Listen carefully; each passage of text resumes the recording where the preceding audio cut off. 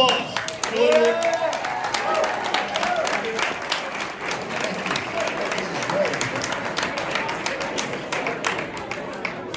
I know all of you are waiting for the famous words for President Trump to say, "I'm back."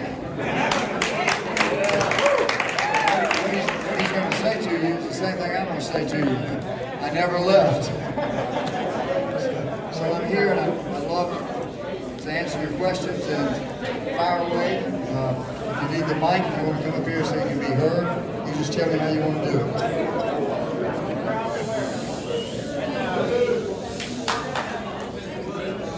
Yes, sir. I don't know if you heard, but a majority of our meeting tonight was about the election on the 15th, and we were trying to understand and the rules have changed, and we want to make sure that the election is transparent and honest, and those people, the proper people, are elected. And what we're hearing is that the process has changed. There's a lot of question around how they're going to count, who's going to count, what ballot, this, that. We're all going to be separate. We're not going to be together. So, I'd like you to, I guess, comment on that if there's anything else we can do. Okay. And I'll give you my best knowledge because I did review the party bylaws. And the bylaws are clear and unequivocal. They require that the convention be held at a location. A location means one location. Now, I know that 2 years ago, you had the convention at, I believe, a high school gymnasium. Everybody got to give speeches, everybody voted in person. So the first question would be, why can't you do that again this year? That's right. COVID is the excuse that was used by the enemy last year to cheat in the election.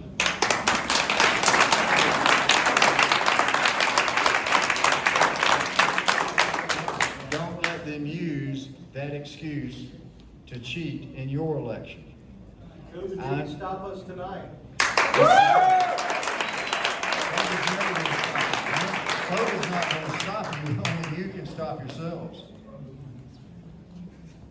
So, I've looked into the issue of COVID. I know that Governor McMaster very wisely has opened up this state. There are no COVID restrictions. Good for Governor McMaster. Good for the people. Well, he needs to do something about the schools. I'm sorry? He needs to do something about the schools. Well, we can hit that question next. So, moving from that point, then you've got somebody saying, well, if we put 800 or 900 people together or more and there's a COVID outbreak, we could be sued. No, you can't, because South Carolina passed a law that says you have immunity from a lawsuit. So that's not a reason to hold it other than in one location. What they're trying to do, as I understand it, is they're trying to make it look like they're giving you an in-person or at least a paper ballot vote by saying that they're going to have you split up in as many as 46 different sites. And then you'll vote paper ballot. They'll call in the votes to a central location. You always want to be careful when you're trying to monitor an election to see who's counting the votes. I've also heard since then that they're changing it again, where there may be certain groups of counties that are going to meet together on a Zoom call and could even cast their votes through this some type of election voting software. Here's the simple truth. Keep it simple. Because when you complicate it, when you get different locations, even perhaps different methods of voting, it's going to be harder to monitor it. They know that. It's going to be harder to keep up with how everything's being done. It is a wide open invitation to cheat. You've got to have the peace of mind, whether it's to re-elect Drew McKissick, to elect me, or any of the other two individuals.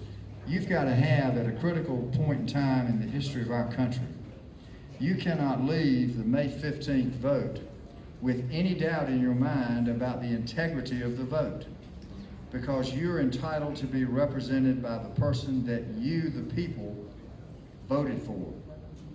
Now, that didn't happen in November yet. That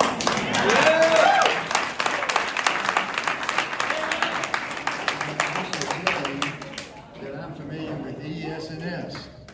And you've got to go back and you've got to audit the 2020 vote in South Carolina, because while the electoral votes won't change, I think you'll go from 7 to perhaps as much as 17% or higher for President Trump, but you're going to find that a lot of your down ballot races were cheats. People won that didn't win, people lost that won. You've got to go back and do a redo and audit of your South Carolina November 2020 vote, and I think you're going to come away with the same feelings that I have. Get rid of these voting computer machines. They are already fraud.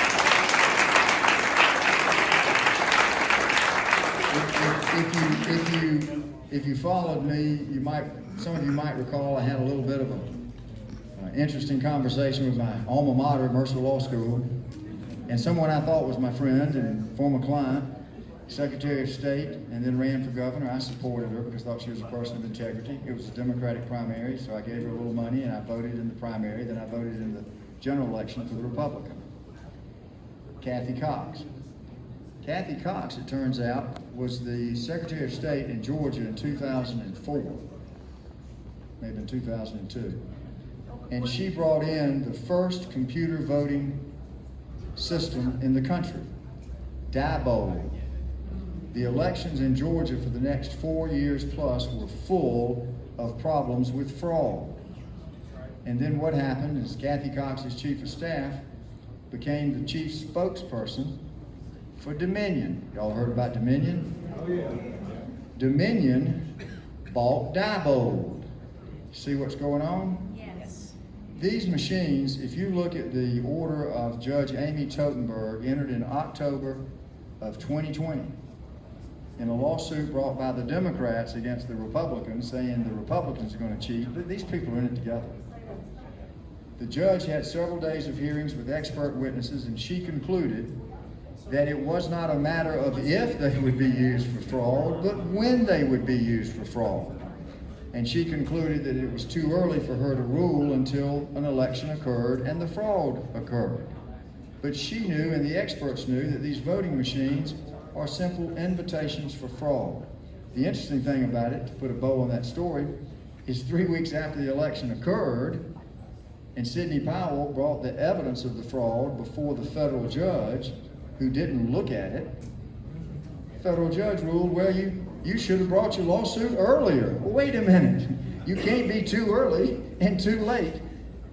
There were games played in our judiciary. Our judiciary is corrupt. I believe in South Carolina, like in Georgia, we ought to have elected judges. We ought to term limit the judges like we should our other officials, have citizen statesmen back in government, and let the judges serve 8 years or something, then let them go back and become lawyers. They went to law school, they didn't go to judge school. Yes, sir. What I believe is true. What can we do, or what is the formal process that these delegates and committeemen and elected people, a part of this party, what can they do to control or change or ensure that this next convention is legit? That's our next point. Listen, I have a dog in the fight, in the sense that I agreed to run. Where's Presley? I'm gonna get you in here. I'm happy you got me to run. I've really had a good time. If I'd known how good this was gonna be, how much fun, how many wonderful people. Now, I'd been a politician 20 years ago. Well, maybe not. But here's where you are. You don't have a choice. You can't have another illegal election. Because if you add one on top of another and you don't change it and fix it, you've lost the rule of law, and it's going to be harder to get it back. It's not now or never for South Carolina, but it is now or it's going to be a long time getting it fixed. So I'm not an election lawyer, even though I did bring a lawsuit in Georgia, which Clarence Thomas ruled was absolutely proper, but the Supreme Court, corrupt, didn't review it. There have been some discussions, and I think there ought to be a consideration of filing a lawsuit first. I hate the idea of getting involved in litigation, but that's one option. And they'll say, well, we're the South Carolina Republican Party and we're a private corporation. That's nonsense. South Carolina's Republican Party engages in interstate commerce.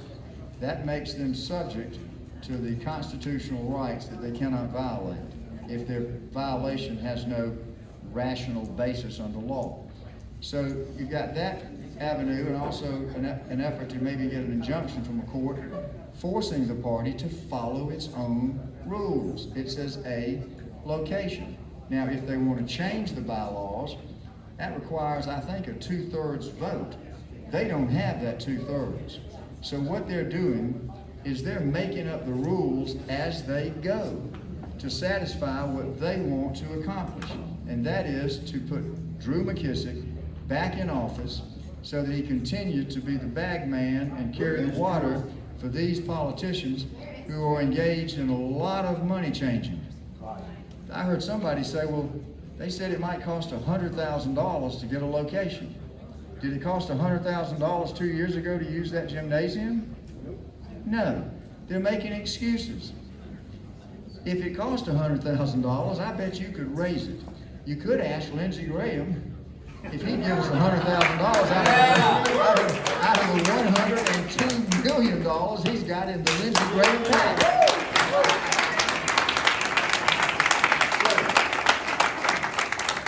I suggested the lawsuit, but that's not, you don't know what kind of judge you're going to get. Right now, people are saying, Lynn, should we file lawsuits on this, that, and the other? I said, not right now, because the judiciary is so corrupt.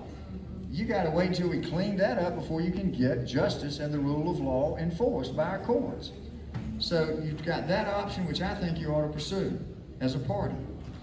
I think the main thing, though, and I'll digress for a second, when people ask me after November 3rd, how are we going to fix this? I said, well, I don't believe it's going to be fixed by the courts. And I don't believe it's going to be fixed by Congress. But it's going to be fixed. How? I said, by we the people. We have all the power. We've been brainwashed for decades where they've eased into a belief on all of our parts that government tells us what to do, that they set the rules and they say do it our way. No, no, no, no. All the power belongs to the people. Government does it the way the people say to do it. And so I say that the election in 2020 ultimately is going to be decided by we the people. We voted in a landslide for Trump. And so you, as the people of the party, have got to be vocal. You've got to let them know what you want. You've got to write them. You've got to talk to your newspapers, your online, get your letters to the editor out, and you've got to inundate the offices of Drew McKissick and every member of the executive committee, and you've got to let them know that you're not going to tolerate it. Because if they do it the way they're going to do it, Drew McKissick is going to be elected chairman and a cheat. And there's not going to be any members of the party, because I don't think the people in South Carolina are going to be cheated again. And they're in order to respect the hosts of the facility, they've asked that we adjourn this. Now, are we going to be going someplace else? What's the plan? Yeah, where do you want to go? I'll go wherever you lead. We are heading to Melton's Hot, courtesy of Jay. Y'all come to Melting Pot. Sounds like a good place. Thank you again. If you can't make it to Melting Pot, I'll be around, so I will always be here to answer your questions.